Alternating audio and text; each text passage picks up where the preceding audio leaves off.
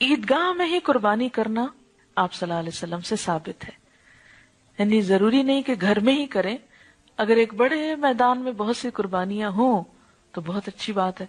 اور میں سمجھتی ہوں یہ کتنا ہائیجینک طریقہ تھا۔ ہم لوگ اپنے اپنے گھروں میں جب کرتے ہیں تو ہر گلی بازار میں گند پھیلا دیتے ہیں، جہاں جی چاہتا ہے اوج پھینک کے آ جاتے ہیں، جہاں جی چاہتا ہے گندگی بکھیر کے چلے جاتے ہیں، گلی گلی کے نکر کونے پہ گندگی کے ڈھیر ہیں، اور چھٹیاں ہوتی ہیں تو اٹھانے والے بھی چھٹی پر ہوتے ہیں، اور ایک اچھا کام جو ہے وہ ایک میس پہ اینڈ ہوتا ہے۔ تو اس طرح کا طریقہ نہیں ہونا چاہیے۔ بہتر یہ کہ بڑی جگہوں پر ایک جگہ قربانی ہو اور وہاں سے ہی سب کچھ اکٹھا سمیٹ لیا جائے،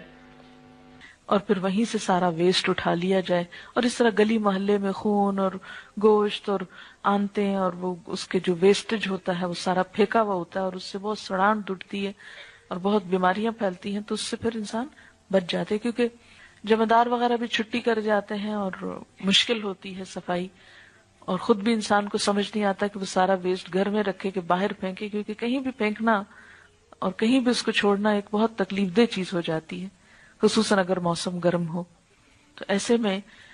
آپ دیکھیں کہ نبی صلی اللہ علیہ وسلم کا طریقہ کیا تھا کہ عیدگاہ میں قربانی کر لیتے تھے، اور صحابہ کرام بھی۔ ایک تو یہ کہ سب مل جل کے کر رہے ہیں، ایک دوسرے کی مدد کر رہے ہیں، دیکھ رہے ہیں، اور اکٹھے ایک عید منا رہے ہیں، یا جیسے